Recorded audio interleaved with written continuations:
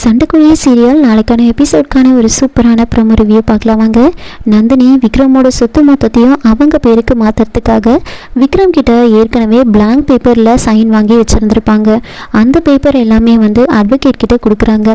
Advocate கிட்ட ஒரு பெரிய ஃபினான்ஸ் கம்பெனியாக பார்த்து அவங்க கிட்ட ஒரு அக்ரிமெண்ட்டை போட சொல்கிறாங்க. இந்த பிளாங்க் பேப்பரில் விக்ரம் அவங்கக்கிட்ட கோடிக்கணக்கில் கடன் வாங்கின மாதிரி ஃபில் பண்ணிவிடுங்க. அதுக்கப்புறம் விக்ரம் அந்த கடனுக்கு சரியாக டியூ கட்டலை அப்படின்னு சொல்லி விக்ரமோட சொத்து மொத்தத்தையும் நாங்கள் ஜப்தி பண்ண போகிறோம் அப்படின்னு கோர்ட்டில் ஒரு ஆர்டரை வாங்கிடுங்க.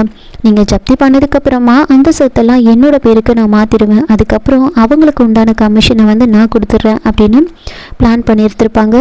இப்போதைக்கு மொத்த சொத்தையும் நம்மளால் ஜப்தி பண்ண முடியாது அப்படின்னு சொல்லி ஹெட் ஆஃபீஸை மட்டும் பூட்டி சீல் வச்சுருப்பாங்க. இந்த விஷயத்தை தெரிஞ்சுக்கிட்டா விக்ரம் இதை பற்றி நந்தினி கிட்ட கேட்க நந்தினி எதுவுமே தெரியாத மாதிரி நடிக்கிறாங்க.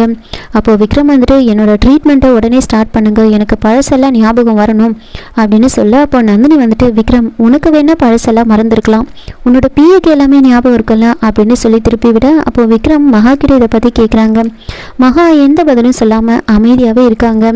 இதையே நல்ல ஒரு சான்ஸாக பயன்படுத்திக்கிட்டு நந்தினி என்ன பண்ணுறாங்கன்னா, அப்போது இவ அமைதியாக இருக்கிறத பார்த்தா இவ தான் ஏதோ ஃபோர்ஜரி பண்ணியிருக்கா, உன்னோட டாக்குமெண்ட்ஸ் எல்லாம் வச்சு இவ தான் 40 கோடி கடனை வாங்கியிருக்கா, இவ தான் இந்த பணத்தை ஆட்டையை போட்டிருக்கா அப்படின்னு கிருபாவும் நந்தினியும் மகா மேலே பழிய போடுறாங்க.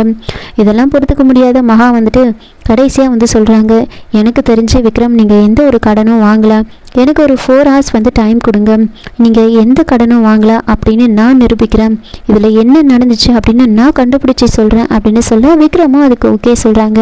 அப்போது நந்தினி சரி நீ 4 மணி நேரத்தில் கண்டுபிடிக்கிறேன்னு சொல்லிட்டேன், அப்படி உன்னால் கண்டுபிடிக்க முடியலன்னா நீ என்ன பண்ணுவ அதை முதல்ல சொல்லிட்டு போ அப்படின்னு சொல்ல, அதுக்கு மகா அதுக்கெல்லாம் அவசியமே கிடையாது, கண்டிப்பாக நான் கண்டுபிடிச்சிருவேன் அப்படின்னு சொல்கிறாங்க.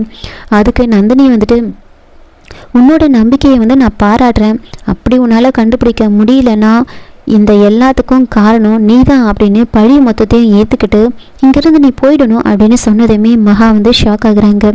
சரி அந்த சவாலையும் மகா ஏற்றுக்கிட்டு அங்கேருந்து கிளம்புறாங்க.